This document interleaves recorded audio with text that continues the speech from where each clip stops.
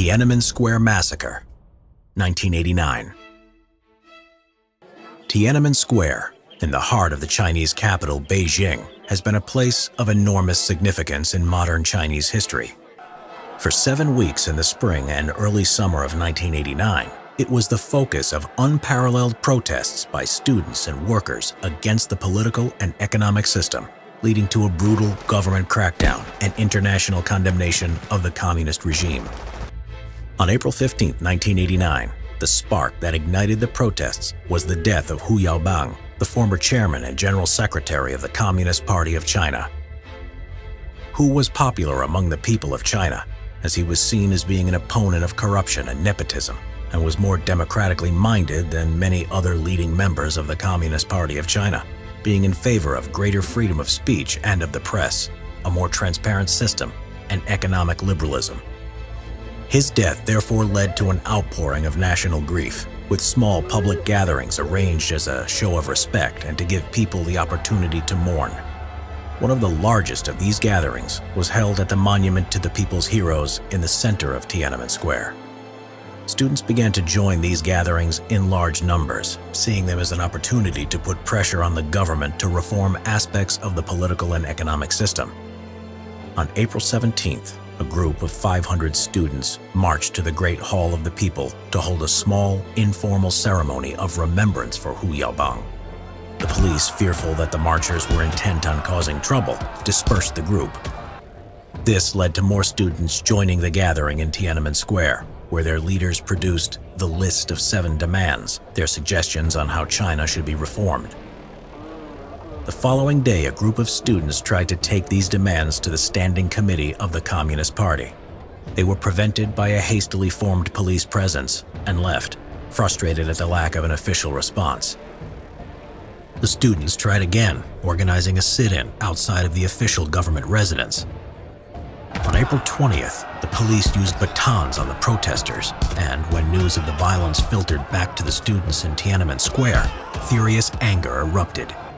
The next day, 100,000 students marched to the square, gathering there before it could be closed off for the funeral of Hu Yaobang, which was due to be held the next day. The students requested to meet Premier Li Peng, but received no response. They therefore organized a 2-day strike at the universities. By now, the protests had spread to other Chinese cities as well. The government, which had up until now been hoping that the protests would run out of momentum, decided to act. On April 26th, the state-controlled press went on the attack, accusing the students of plotting civil unrest. This enraged the students, 50,000 of whom took to the streets, demanding that the government retract their accusation. The anger which they felt further galvanized the students to focus their demands, which now encompassed an end to corruption, freedom of the press, and a move towards democracy.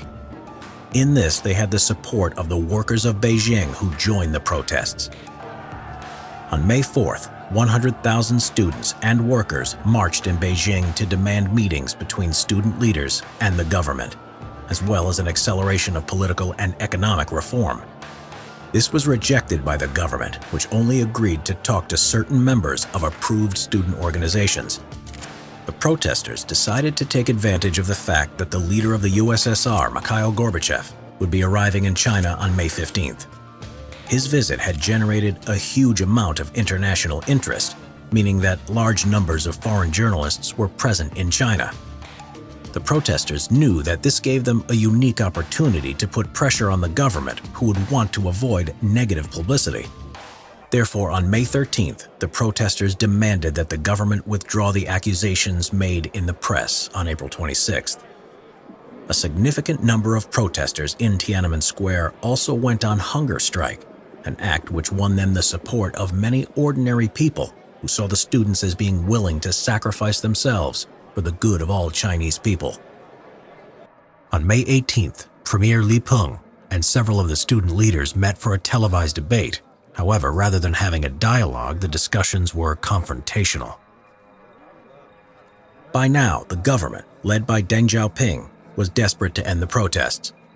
On May 19th, General Secretary Zhao Ziyang, who was sympathetic to the demonstrations, went to Tiananmen Square. where he made a speech urging the students to end their hunger strike. He was unsuccessful, and a split now emerged among the leadership of the Communist Party. Zhao would then soon be dismissed from his position as General Secretary.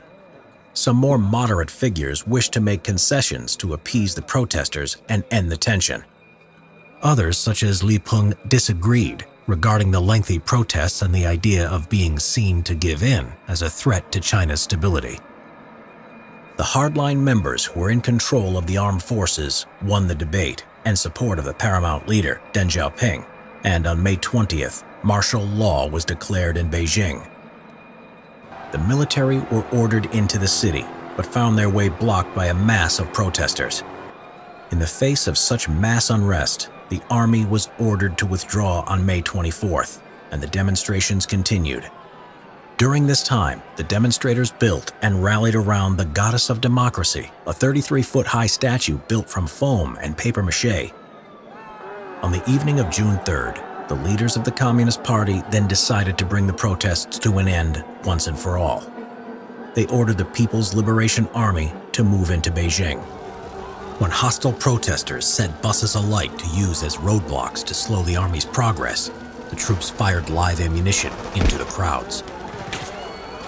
Clashes continued as the PLA attempted to clear the streets, moving up Chang'an Avenue towards the square using tear gas, small arms fire, armored personnel carriers, and tanks. As injured civilians were taken to the hospital by rickshaw drivers who braved rifle fire to pluck them out of what was rapidly becoming a battle zone, the army pushed the protesters back to Tiananmen Square and now sought to end the protests by forcing the remaining demonstrators to leave the square. Soldiers fired their assault rifles into the crowd of protesters who remained as the APCs advanced towards the square, running over the crowd and barricades, crushing them. Protesters who attempted to take shelter from the assault in buses were hauled out and beaten, and students who tried to leave the square peacefully also came under attack. Soldiers were also attacked in turn by protesters with rocks and Molotov cocktails, or were simply dragged from their vehicles and beaten to death. Tanks arrived in the square between 4 and 5 a.m. on the morning of June 4th, and the square was completely cleared of protesters by 5:40 a.m. Despite the presence of a large number of foreign journalists in Beijing, this crackdown was difficult to capture on film, as the government had ordered foreign networks to stop broadcasting from the city as military action became more likely.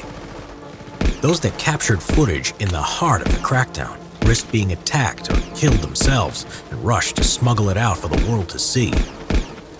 One infamous piece of footage that was captured was the standoff between a sole protester, known as Tank Man, and a column of tanks returning to Tiananmen Square the next day, on June 5th, which immediately made headlines around the world. Those government officials who had sympathized with the protesters were purged from the party and placed under house arrest. Members of the state media who had expressed support for the protesters were also removed from their positions. The events in Tiananmen Square also led to increased censorship as the government sought to hide the truth of what had happened from the Chinese people. The Chinese government faced international condemnation for the crackdown. The shock of the violent government response to the protests meant that the government quickly regained control. Student leaders were arrested and were sent to prison, with student leader Wang Dan sentenced to 7 years. Some other student leaders were able to flee the country, and many students and their sympathetic professors were punished by being blacklisted, making it hard to get employment. Workers who participated in the protests were treated more harshly, with those caught being quickly executed. Estimates of the number killed vary greatly.